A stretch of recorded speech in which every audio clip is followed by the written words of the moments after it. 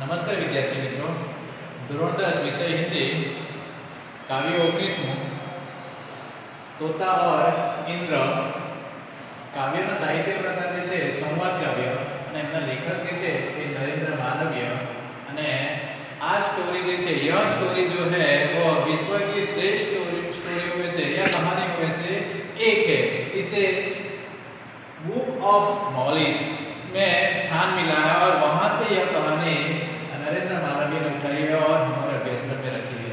मैंने लास्ट दिन बताया था कि तोता और इंद्र के बीच संवाद जो कहानी के रूप में लिखा गया है, इसलिए इसे संवाद काव्य भी कह सकते हैं, कहानी काव्य भी कह सकते हैं। हमने लास्ट दिन में थोड़ी बहुत कहा कहानी काव्य या संवाद काव्य की चर्चा की थी। आज यही चर्चा को आगे बढ़ाते हुए काव्य को हम देखते हैं कि लास्ट वीडियो में देखा था कि जो वृक्ष है, जो पेड़ जो है, उस पेड़ के ऊपर बहुत सारे चिड़िया जैसे तोते, कोयल, मैना, सबको वह पेड़ बहुत अच्छा लगता था, बहुत प्यारा लगता था। महाराज यही एक कुरूप तरु के एक समय वह बेस्ट या श्रेष्ठ वृक्ष था, वह आज कुरूप मतलब बद्दा हो गया है, जिसकी शक्ल अच्छी नहीं है या सूख गया है, वह यह है वृक्ष। महाराज इंद्र को कौन बोल रहा है? तोता। शोभा है सबकी न्यारी, यह एक दिन बहुत अच्छा विशेष या हम कह सकते हैं न्यारा या सबसे अच्छा वृक्ष कि आज कुरूप हो गया है। यहाँ तक हमने लास्ट वीडियो में देखा, वहाँ से हम आगे चलते हैं। मैं जन्मा हूँ इस पर जब इसकी शोभा थी नई निराली। वृक्ष के तोता कह रहा है कि जब यह वृक्ष बहुत सुंदर था, निराला था, अच्छा था, नया था, तब मैंने यही वृक्ष पर जन्म पाया था या मैंने यही वृक्ष पर मैंने जन्म लिया था। और यह जब मैंने जन्म लिया था तब यह वृक्ष बहुत शोभनीय या बहुत इसकी शोभा अच्छी थी। अतः मुझे प्राणों से भी प्यारी है इसकी डाली डाली। तोता कह रहा है कि इस वृक्ष की डाली डाली मुझे अपने प्राणों से भी बहुत अच्छी लग रही है। इसकी मोदमयी छाया में मैंने था निज होश संभाला। होश संभालना मतलब कि व्यस्तता या परिपक्वता को हासिल करना। यह तोता कह रहा है कि इसकी मोदमयी छाया, मोद એટલે કે आनंद देने वाली, मजा मस्ती देने वाली छाया में मैंने वयस्कता या हम कह सकते हैं कि परिपक्वता को हासिल किया था। कौन कह रहा है? यह तोता। किसकी छाया में? वृक्ष की छाया में जो अभी सूखा है। यही है मुझको गाना, मुस्कुराना, उड़ना सिखाने वाला। तोता कह रहा है कि यही वृक्ष मुझे गाना सिखाया, मुस्कुराना सिखाया और उड़ने की जो कला है पक्षी की, वह सिखाने वाला यही वृक्ष है। यानी मेरे जीवन के प्रत्येक अंश को डेवलप या विकास की गति की ओर ले जाने वाला यह वृक्ष है।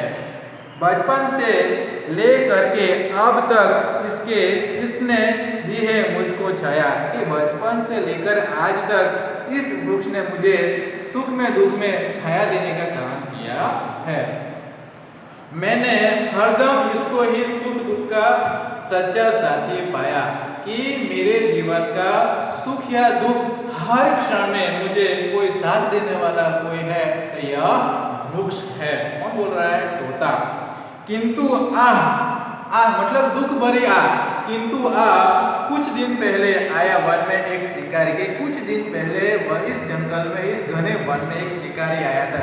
जो शिकार करने वाला व्यक्ति है शिकारी, उसके विष से मुझे बाण ने इस पर ढाल दी आफत भारी। आफत भारी मतलब कि भारी मुसीबत उसके तीर से, उसके बाण से इस वृक्ष के ऊपर भारी आफत मुश्किल डाल दी उसके विषीले तीर से। विष के कारण सूख रहा है तब से यह तरु दिन प्रतिदिन। विष के कारण यह तरु जो है, यह वृक्ष जो है दिन प्रतिदिन सूखा होता जा रहा है। मतलब दिन प्रतिदिन इसकी जो सूखने की जो क्रिया है वह प्रतिदिन बढ़ती जा रही है। विष के कारण सूख रहा है तब से यह तरुवर दिन प्रतिदिन मैंने उस समय लास्ट वीडियो में एक समास के रूप में भी बताया था कि जो शब्द जिसका व्यय न हो, अव्ययी भाव समास, यह प्रतिदिन मैंने उस वीडियो में आपको बताया था। अब तो इसके साथ ही मेरा भी होगा अंतिम क्षण। अंतिम क्षण मतलब मृत्यु।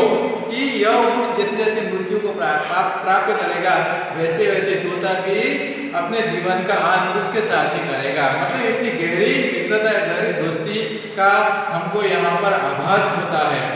बचपन के साथी को तज कर भला कहीं मैं जा सकता हूँ। प्रश्नार्थ वाक्य है कि मेरा बचपन का साथी या वृक्ष, उसको मैं त्याग करके कहीं नहीं जा सकता। मतलब जा सकता हूँ, मतलब प्रश्नार्थ वाक्य है कि तोता चाहता है कि मैं कहीं जाने की मेरी कोई तमन्ना नहीं है, मैं सच्चा मित्र के रूप में उसका साथ निभाऊंगा। किसका? वृक्ष या जो सूखा वृक्ष है वह। आगे, यदि जाऊं भी तो क्या सुख संतोष शांति में पा सकता हूँ। तोता कहता है कि इस दुख भरे जीवन में या दुख भरे वृक्ष को मैं त्याग कर कहीं और वृक्ष में चले जाऊं तो क्या मुझे जीवन में सुख प्राप्त होगा, मुझे जीवन में संतोष प्राप्त होगा, मुझे जीवन में शांति मिल सकती है। प्रश्नार्थ वाक्य है। कौन सी किससे बोल रहा है? इंद्र से। इससे अच्छा है मैं इसके दुख में थोड़ा हाथ बटाऊं। यहाँ पर मुहावरा है हाथ बटाना, मतलब कि मदद रूप होना या मददगार बनना। कि तोता कह रहा है कि मैं यहाँ से छोड़ के चला जाऊं, उससे तो अच्छा है कि मैं इसके साथ रहूं और उसके दुख भरे जीवन में उसका हाथ बटाऊं या उसे मदद करूं। किससे? वृक्ष से। और अंत में सुख से इसके संग संग मैं भी मर जाऊं। और तोता अंत में कहता है कि जो वृक्ष अभी मर रहा है उसके साथ मैं भी अपना जीवन यापन या मैं भी मृत्यु को प्राप्त करूं। संग संग के मित्रता के साथ संग संग मैं भी मरण को प्राप्त करूं। दंग रह गए इंद्रदेव तोते की यह सब बातें सुनकर। दंग रह जाना मुहावरा है, मतलब कि आश्चर्यचकित होना। तोते की सारी कहानी को सुनकर राजा इंद्र जो है बहुत आश्चर्यचकित होगा। दंग रह जाना मतलब आश्चर्यचकित होना। कि दंग रह गए इंद्रदेव तोते की यह सब बातें सुनकर। तोते की जो वृक्ष के साथ की जो बातें थी वह सुनकर राजा इंद्र बहुत आश्चर्यचकित हो गए। फिर बोले, क्या बोले? फिर तोते से बोले, वे यो तुरंत अत्याधिक हर्षित होकर, अत्याधिक मतलब વધારે या ज्यादातर, अधिक उत्साहित होकर, हर्षित मतलब आनंदित, कि राजा इंद्र जो है अधिक आनंदित होकर तोते से बोले, क्या बोले? मैं प्रसन्न हूँ तुझसे पंछी, सुफल हुआ है तेरा जीवन। कि हे पंछी, हे तोता, मैं आपकी बात सुनकर, आपकी परिस्थिति सुनकर मैं अधिक आनंदित हुआ हूँ। कह रहा है इंद्र कि आपका जीवन, तोते का जीवन सफल हुआ है, सफल हुआ है तेरा जीवन। कि तोता, तेरा जो जीवन है वह सफल जीवन है क्योंकि तूने एक सच्ची मित्रता निभाई है। मांग तुरंत वर कोई मुझसे, वर यानी वरदान। इंद्र कह रहा है कि हे तोता, मैं आपसे प्रसन्न हूँ, आप कोई वर मांग सकते हैं या वरदान मांग सकते हैं। मांग तुरंत वर कोई मुझसे, पूर्ण करूंगा मैं इसी क्षण। क्षण यानी समय। कि हे पक्षी, हे तोता, आपकी बात सुनकर मैं प्रसन्न हुआ हूँ, अधिक आनंदित हुआ। आप मुझसे कोई वरदान मांग सकते हो। आपको अगर वरदान मांगना चाहते हो तो मैं अभी इसी क्षण आपकी जो वरदान मांगने की जो कला या वरदान मांगना चाहते हैं, मैं अभी आपकी इच्छा को तृप्ति करूंगा, इच्छा को मैं पूर्ण कर सकता हूं। कौन बोले? इंद्र। क्या कहते हैं आगे देखो। तोता बोला, अब तोते की बारी है। तोता बोला, देव यही है अभिलाषा मेरे जीवन की। अभिलाषा मतलब इच्छा। कि तोते की इच्छा क्या है? तोता बोला, देव यही, देव यानी इंद्र। तोता बोला, हे राजा इंद्र, मेरी जीवन की, मारा जीवन नहीं, मेरे जीवन की एक ही अभिलाषा है। क्या अभिलाषा है? हरा भरा कर दे यह तरोवर। यह तरोवर जो सूखा है, यह सूखे तरोवर को हरा भरा, या उसको हर लीला, या इसको हरा भरा कर दे। उसके जो सूखी डाली है वो सूखी डाली को हरित कर दे, हरा भरा कर दे। यह तरोवर, तरोवर मतलब वृक्ष जो है, शोभा सारे वन की जो शोभा यह वृक्ष है, यह वृक्ष को आप फिर से हरा भरा कर दे। मैं यही आपसे अभिलाषा चाहता हूँ, आपसे मैं यही वरदान मांगता हूँ। कहा इंद्र ने इमवस्तु, इंद्र ने कहा तथास्तु, इमवस्तु के कल्याण के आ काम થઈ જશે।